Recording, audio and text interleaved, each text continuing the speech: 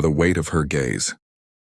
The steel door slammed shut with a sound that echoed through Officer Maya Chen's chest like a death knell, and when she looked up from her clipboard, she found herself staring into the darkest, most haunted eyes she had ever seen.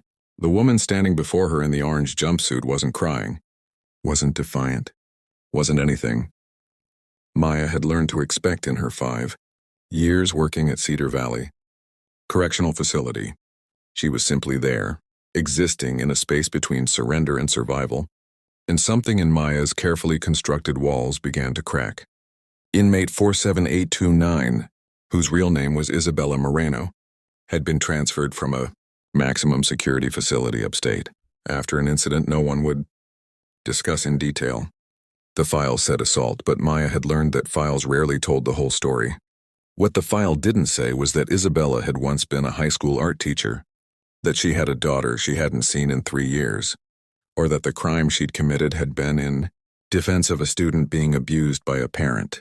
Maya learned these things slowly, piece by piece during the mandatory intake, interviews, and the quiet moments when Isabella would sit in the recreation yard, sketching on scraps of paper that other inmates saved for her. Maya had built her career on distance and professionalism. She had watched colleagues lose their jobs, their dignity, and sometimes their freedom by forgetting the line between keeper and kept. She had sworn never to see the inmates as anything more than numbers and responsibilities, had trained herself to look through them rather than at them. But Isabella made that impossible. There was something in the way she moved through the prison, not with the hardened shuffle of someone broken by the system, but with a quiet grace that suggested she was merely visiting a place, her body occupied, while her spirit lived elsewhere. Maya found herself watching for her during shift changes, noticed when Isabella skipped meals, felt an unwelcome flutter in her chest when their eyes met across the cafeteria. It started innocuously enough, the way most dangerous things do. Maya found one of Isabella's drawings left on a bench in the yard, a stunning portrait of a hummingbird hovering over a flower, so detailed and alive that Maya could almost see the wings beating. She kept it, slipping it into her locker instead of the lost and found, telling herself she would return it. But she didn't. Instead, she found herself looking at it during breaks, tracing the delicate lines with her eyes, wondering what hands could create such beauty in such an ugly place. When she finally returned it 2 weeks later, Isabella looked at her with those unfathomable eyes and said simply, "I drew it for you. I see you watching the hummingbirds by the fence during your rounds." The acknowledgement terrified Maya. It meant Isabella had been watching her too, had noticed things Maya thought she kept hidden. It meant there was a connection forming whether Maya wanted it or not. And the wanting was what scared her most. She was 32 years old, had been engaged once to a man who worked in accounting, had lived her entire life in the safety of expectations and proper choices. She had never questioned her sexuality, had never looked at another woman with anything beyond casual appreciation. But Isabella wasn't casual anything. She was a storm waiting to break through Maya's carefully ordered sky. The first time they spoke beyond professional necessities was during a late-night medical emergency. An inmate had attempted suicide in her cell, and in the chaos that followed, Maya found Isabella pressed against the wall of the corridor, hands over her ears, tears streaming down her face. Without thinking, Maya guided her into an empty office, closed the door on the shouting and the sirens, and simply stood there while Isabella fell apart. When Isabella finally looked up, her face raw with grief, she whispered. She was only 19. She had her whole life ahead of her. And Maya, breaking every rule she'd ever followed, took Isabella's hand and held it until the trembling stopped. After that night, something shifted between them. They didn't speak about what had happened, but Maya began finding small drawings slipped into the books she supervised. During library hours, a lotus flower blooming through concrete, 2 birds flying toward the same horizon, a woman's silhouette standing at a window looking toward the light. Each one felt like a confession, a question, a hope expressed in charcoal and graphite. Maya kept every single one, hiding them in her apartment like stolen treasures, studying them late at night when she couldn't sleep, trying to decode what Isabella was saying without words. The friendship, if it could be called that, deepened over months of stolen glances and careful conversations during yard duty. Isabella told her about her daughter, Sophia, who was 11 now and living with Isabella's sister. She told her about the parent who had been molesting his daughter, about finding them together in a classroom after hours, about the rage that had made her grab a bookend and strike until he stopped moving. She told her about the trial that never mentioned her heroism, only her violence, about the plea deal that gave her 15 years instead of life. And Maya listened, feeling her understanding of justice shift and crack, like ice breaking on a spring river. This woman was not a criminal. She was a sacrifice to a system that punished the protector instead of the predator. Maya began to dread her days off, found herself volunteering for extra shifts just to be near Isabella. She started questioning everything, the rules she enforced, the system she served, the life she'd built on the foundation of never feeling too much or wanting too deeply. At night she would lie in bed and imagine a different world, one where she and Isabella had met in a coffee shop or a bookstore, where they could have talked about art and dreams over cappuccinos instead of across barbed wire and regulations. The fantasies made her ache with a longing she'd never experienced. Not even with her ex-fiancé, not with anyone. This was different. This was recognition at a soul level, as if she'd been waiting her entire life to meet someone who could see straight through to her core. The shift from friendship to something more happened on a Thursday in October, during a rare moment when Maya was supervising the art room and Isabella was allowed to use real paints for a mural project. The autumn light was streaming through the high windows, catching in Isabella's dark hair, and she was so focused on her work that she didn't notice Maya standing in the doorway.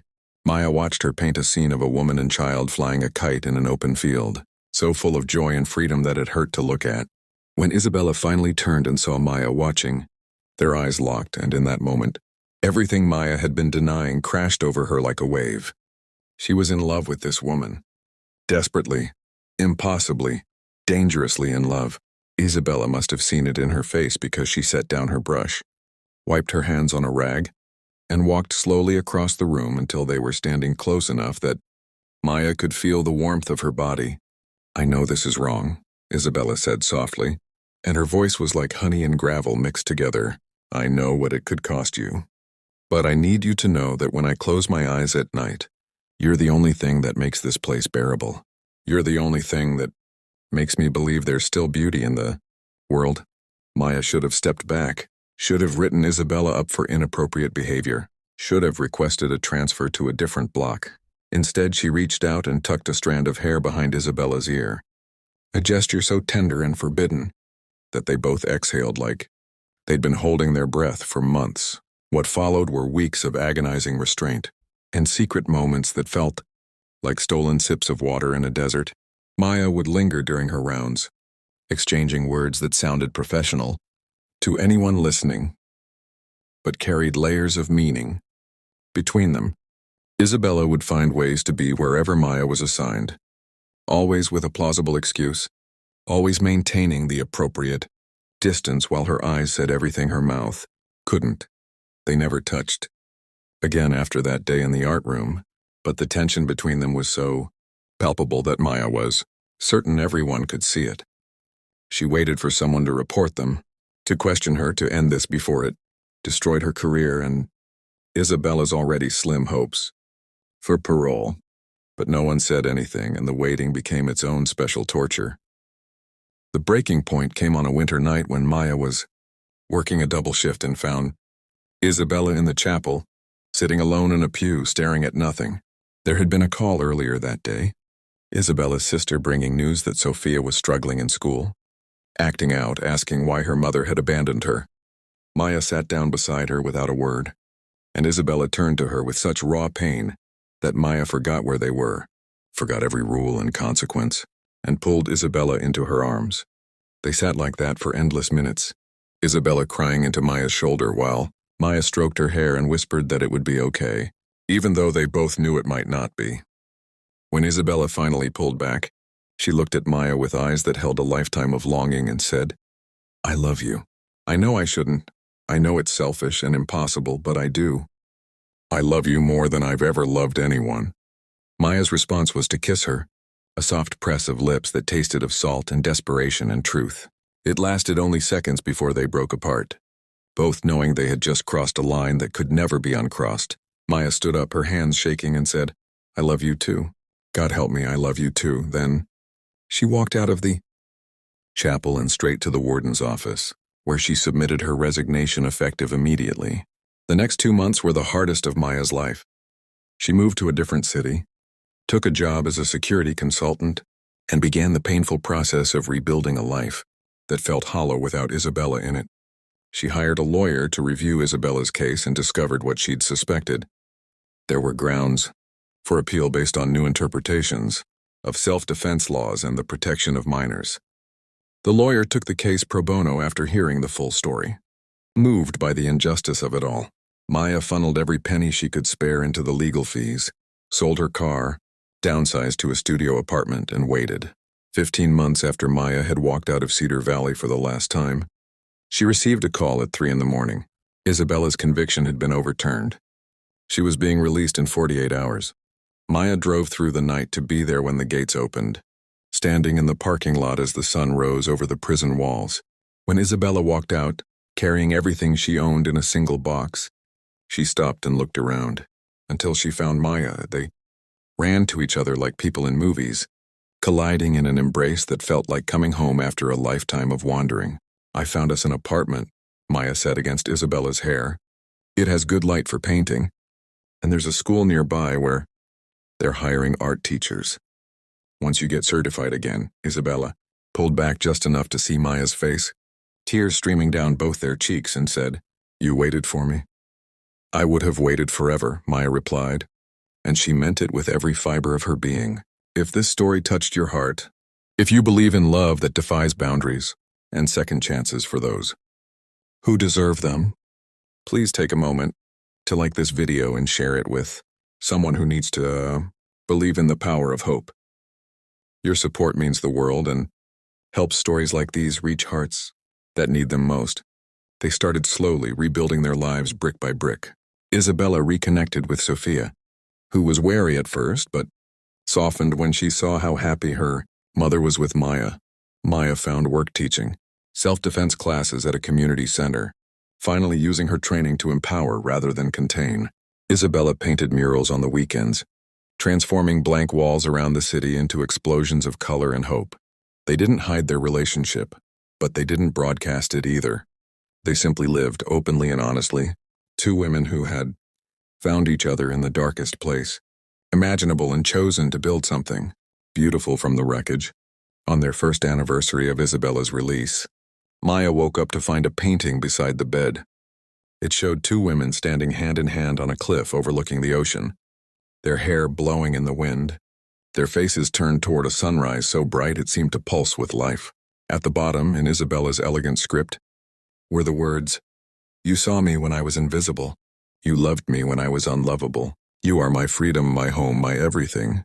Before you go, please leave a comment below telling us what this story meant to you, or share a time when love surprised you in an unexpected way. Every comment reminds us that connection is possible even in the darkest places. Maya cried as she had never cried before, but these were tears of joy, of gratitude, of profound relief that she had been brave enough to listen to her heart even when it led her to the most impossible, improper, dangerous place. They had lost years to a system designed to keep them apart, had risked everything for a love that had no guarantee of survival. But here they were, standing in the morning light of their small kitchen, drinking coffee and planning their day, ordinary and extraordinary all at once. Isabella had taught Maya that love wasn't about following rules or meeting expectations. It was about seeing another person's soul and choosing to honor it, no matter the cost. And Maya had taught Isabella that redemption was possible, that the world still held people willing to fight for justice and tenderness even when the odds were stacked against them. Together, they were proof that sometimes the most forbidden love becomes the most sacred, that sometimes the walls we build to protect ourselves are exactly what keep us from the connection we need to survive. They had been officer and inmate, keeper and kept, impossible and inevitable. Now they were simply two women who had found their way home to each other. And that was the only title that mattered.